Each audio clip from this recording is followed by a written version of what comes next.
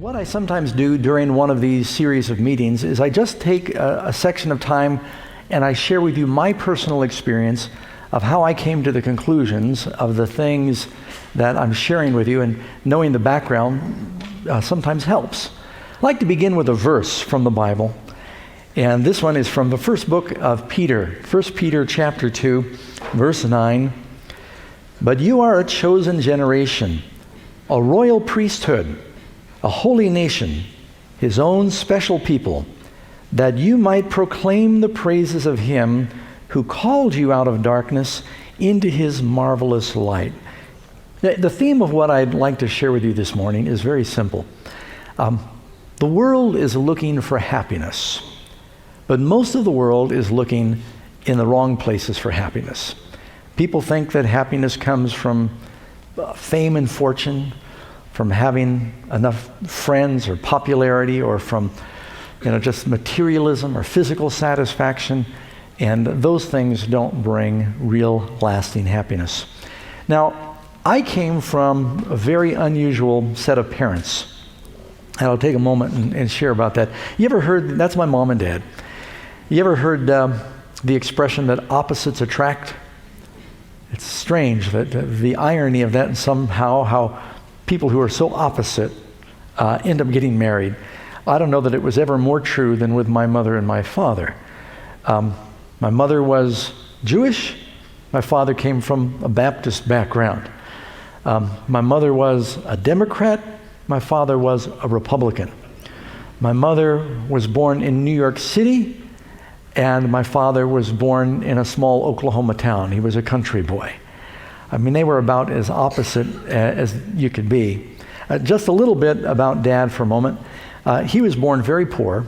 He somehow got himself through high school and got some lower college experience, did flight training, was very intrigued with flying, knew Amelia Earhart and Charles Lindbergh and some of those people. After the war, he began a business of buying and selling and leasing aircraft, until it was the largest aircraft leasing business in the world, called International Air Leasing. And was also very active. He liked racing cars, he'd water ski, flew planes, had a lot of money, but he wasn't a very happy man. And just everything was work. I mean, he worked just regular 16-hour days, but then he would pretty much drink himself to sleep. Starting at lunch, he would have his first cocktails. By the time he came home, he was almost always drunk. We were just always worried, was he in a good mood or a bad mood? And we'd run and hide if Dad came home drunk in a bad mood.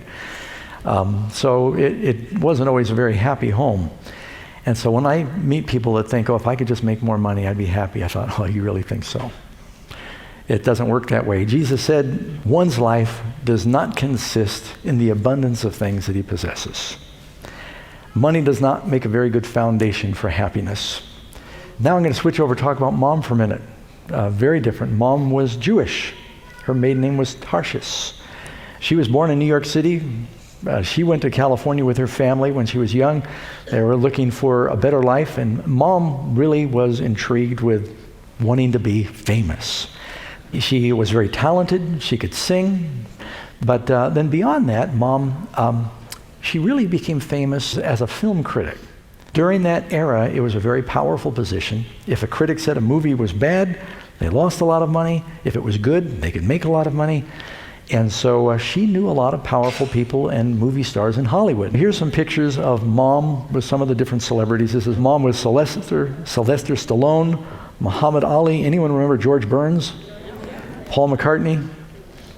Here's Mom with Warren Beatty, Jimmy Stewart, Bob Hope, Natalie Wood. Some people thought they even looked a little alike. Here she is with Sally Fields, who's still acting today, Clint Eastwood, still producing, Paul Newman, Roger Moore, one of the James Bonds. So she knew these people. And when we were growing up, my brother and I, we didn't realize, how famous some of these folks were, but famous composers and singers and actors were coming to and fro in our home, both in LA, she lived in Beverly Hills, and in New York City. And but one thing I noticed is they weren't very happy. It's all an illusion. It doesn't really mean anything. Movies and television, it just creates an illusion because you multiply an image. But they're just normal people, and they struggle. Now, I grew up mostly in New York City. I'm born in Southern California. Mom moved to New York City after she divorced Dad. People were amazed the marriage lasted 6 years. I was 3 years old when they divorced. Bounced around between my grandparents, my father, and my mother because they were so busy with their careers that we just kind of felt like we were in the way. I went to 14 different schools. Part of the reason is because Mom and Dad were changing custody. Part of the reason is because I was getting in trouble and they kept changing me from school to school. And it didn't help that Mom used drugs. And I remember one day when I was 13 years old that Mom said, well, eventually, Doug, I know that you're going to try these things. I just assume you did it at home. And so she rolled a joint and she smoked pot with me. Very common occurrence in our home. 2-3 times a week, Mom and I would smoke pot or hashish, eat ice cream. And she said, I just want you to do it at home. Well, you know, it didn't stay at home. And so I started getting into all kinds of trouble. And I kind of bounced around from one thing to another. I ran away from home the first time when I was 13. I was just looking for purpose. I used to think about suicide all the time because many of the public schools we went to, they said there's no God. And when you die, you just turn back into fertilizer. There's no purpose. And I remember distinctly when I was living in New York City, I went to the edge of one of these tall apartment buildings. You know, we lived in a building that was 20 floors up. And get out on the roof. And I stood and I looked and I thought, you know, all I have to do is jump and I won't be unhappy anymore. Do I need to tell you that I wasn't a very happy child? I just felt like, you know, my parents were busy with their careers and I just didn't have any peace or happiness. I believe you die and you turn back into dirt. And I thought, I got in trouble in school all the time. Why not get it over with? All I've got to do is jump and I won't be hurting anymore. Sad thing is I started thinking about that at 7 years old. But God just kept holding it back.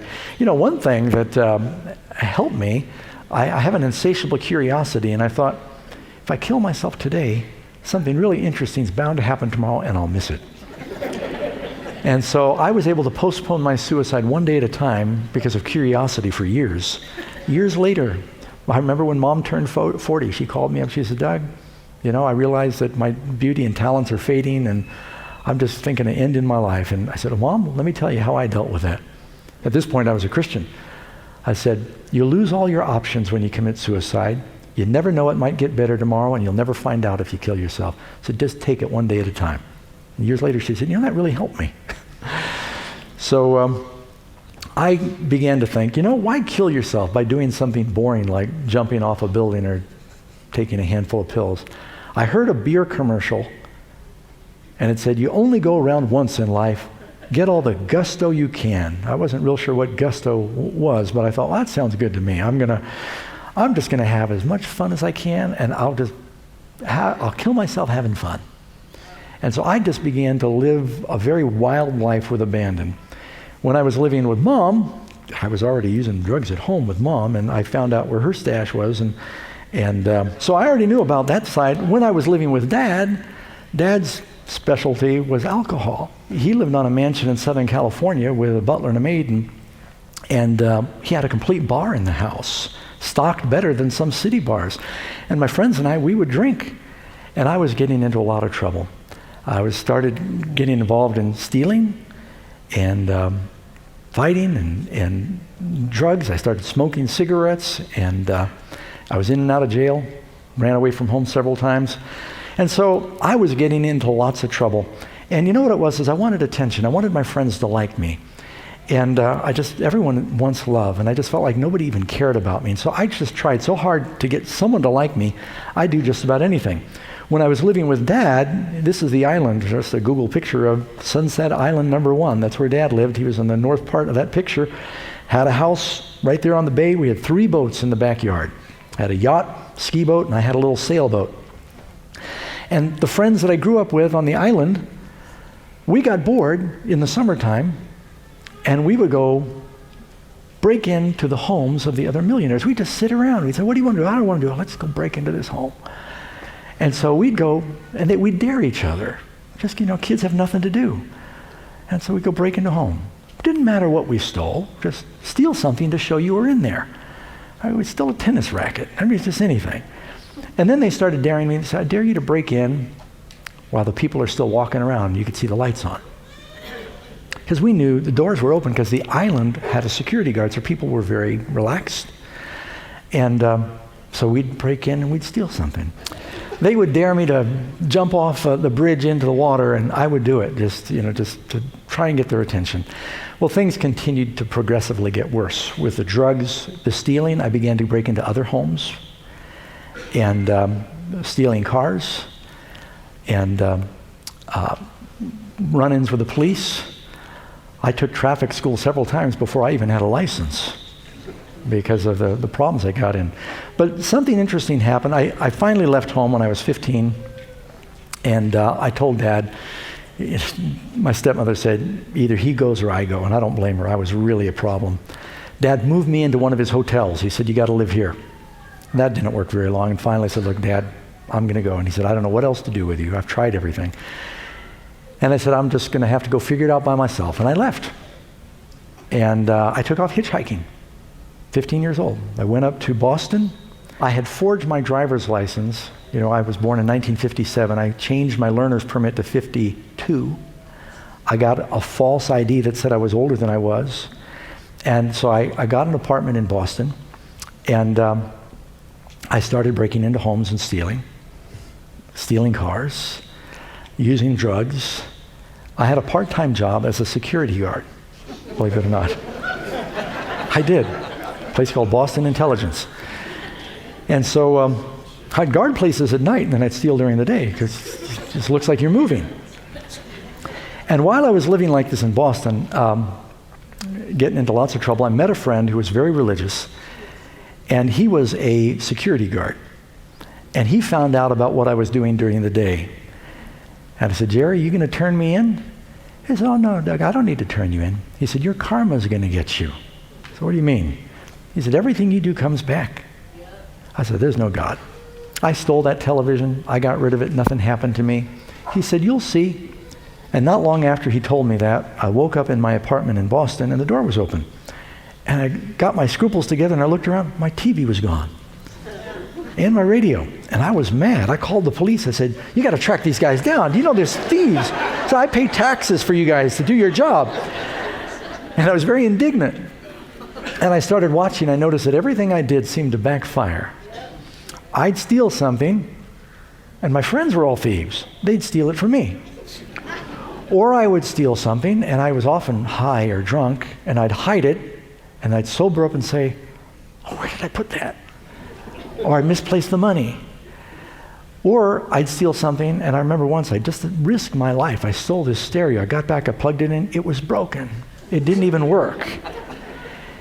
And I started thinking, there must be a God.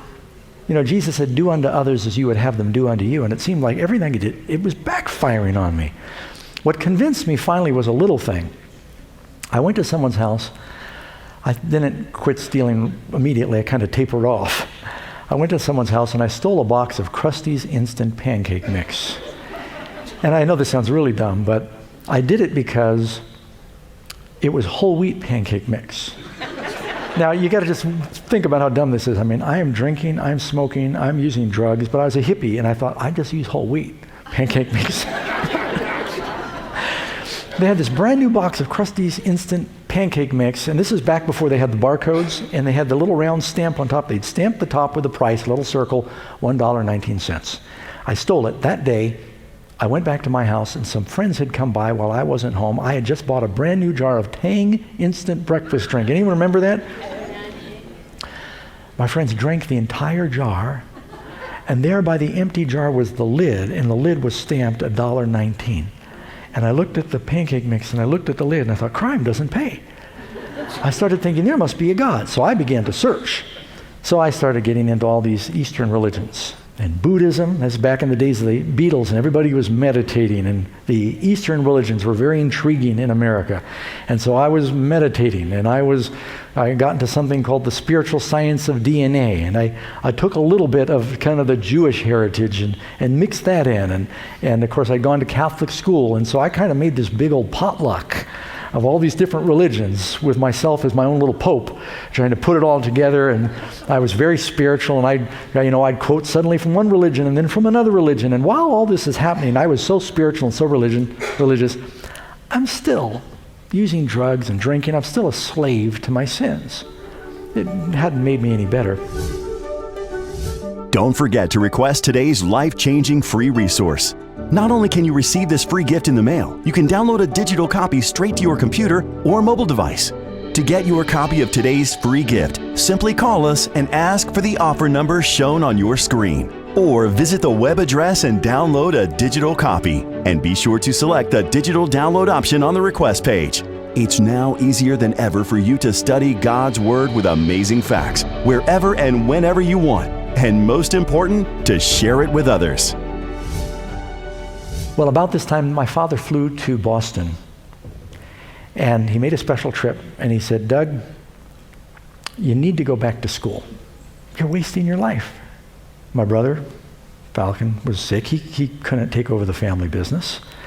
And I had a stepbrother from Dad's third wife, Betty, and he was starting to do what he couldn't. Dad said, you're throwing your life away. You need an education. He said, Doug, I found a good school. You're going to love it. He says, you like adventure? This is a school that's on a boat. It was called the Flint School. There are two schools like this in the world back then. One they made a movie out of called White Squall. That was an all-boys school. This one was co-ed. And so he said, oh, you'll love it. And so he pled with me. I said, okay. Somehow he got me a passport, flew me to Milan, Italy, put me on this boat. It was actually two sailboats that sailed together. It was called the Flint School.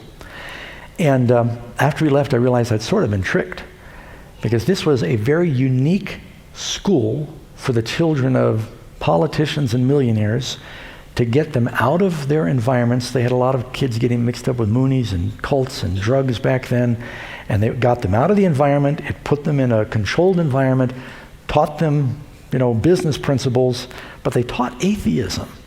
Now I'm very spiritual, and they're showing films of Darwin. They're telling us to read the books of Ayn Rand, Atlas Shrugged. I don't know if you know about that stuff. It's sort of like Your God. And the captain said, look, you have to eat on the floor if you're not going to participate. And so I'd say, fine, I'd eat on the floor. I disrupted the school. And they said, well, you're going to have to stay in your room. And I had my friends bringing me food, and this went on for 2 months. So we had an interesting experience.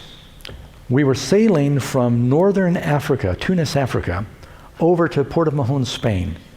And on the way across, we encountered just a terrible storm. And water was coming in, mainsail ripped, the wind was howling, captain was seasick, water was cold, it was Christmas time. And what do you think atheists do when they think they're going to die? They start praying. And I was doing some praying. And you make promises. You all know what you're doing wrong when that happens. And so, of course, fear is the wrong reason to serve God.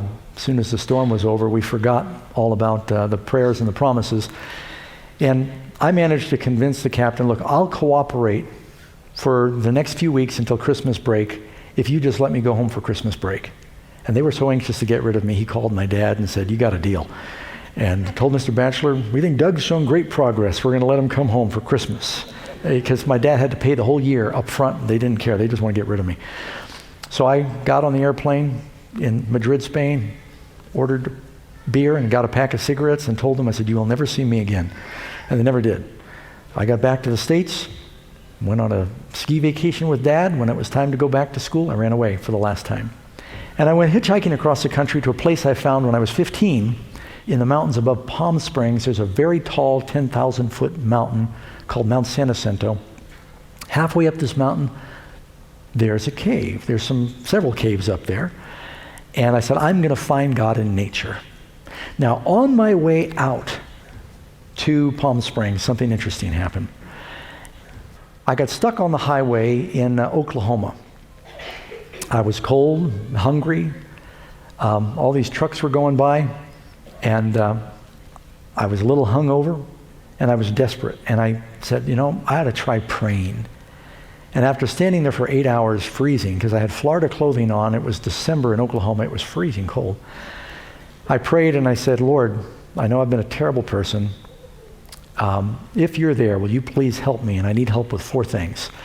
I said, please help me to get a ride to where I'm going. I had like 1,500 miles to go. I said, please help me get some food. I was hungry. Help me get some money. Lost all my money drinking and playing pool the night before. And then I prayed for a ride with someone normal, because I was getting picked up by some very strange characters.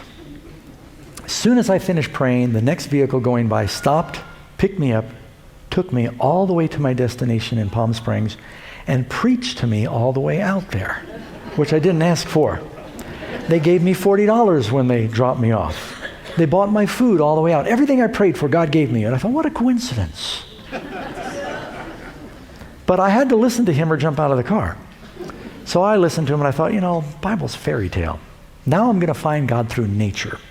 So I moved up into this cave way up in these desert mountains, and I just didn't want to be around people. I was so tired of the people in New York City, and I didn't get along with people. I said, I'm just going to see if I can find God through nature. Well, the miracle is, when I moved into this cave, there was a Bible that someone had left in the cave up there in the hills. And I finally started reading the Bible so I could argue with Christians. And, I said, this can't be true.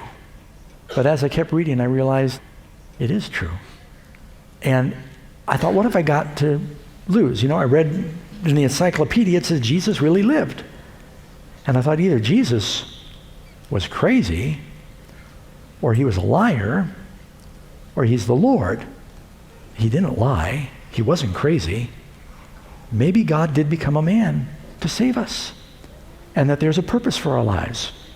So up there in the cave, I finally decided, I've tried everything else. I got on my knees. I said, Lord, I'm a mess. Will you come into my heart and give me some purpose for living?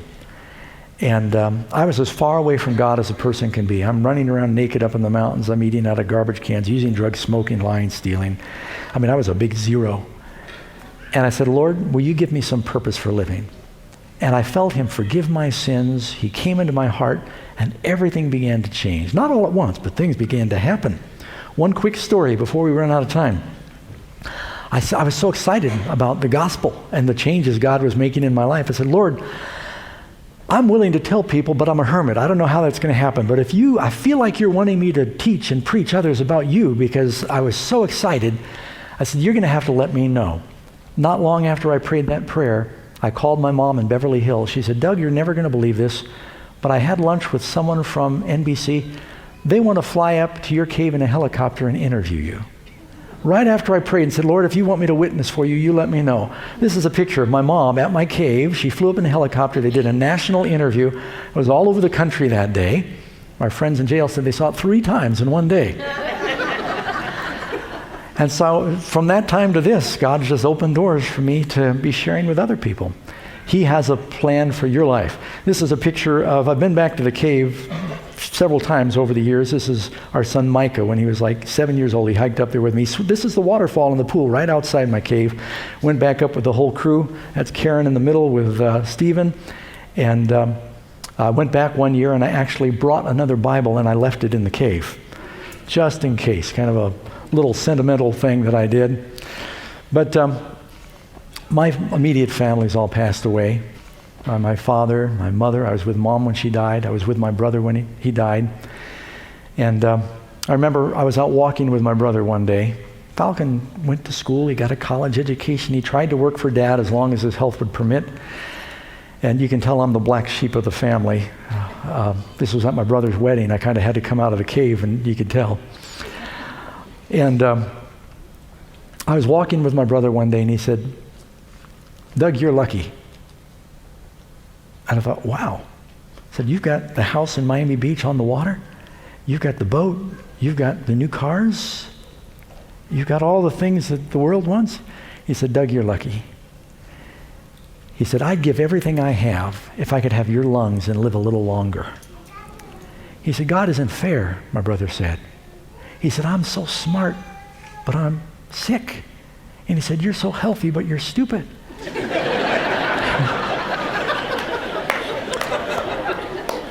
And, you know, my brother, he basically said, I know I'm dying. I would give everything if I could live a little longer. I wouldn't care about any of the stuff, any of the fame, if I could just live a little longer. And I said, Falcon, do you want me to pray with you? He used to tease me when I prayed. Oh, yeah, so you're going to pray over the food. Go ahead. Rub-a-dub-dub, thanks for the grub. He used to tease us. But you know, when he was dying, I said, Falcon, do you want me to pray? He said, yes, please. And what profit is it if you gain the whole world? If you're famous, if you got fortune, if you don't have life, you don't have anything. My brother would give everything for a little more of this life, and yet sometimes we're reluctant to let go and let Jesus take our lives and have eternal life.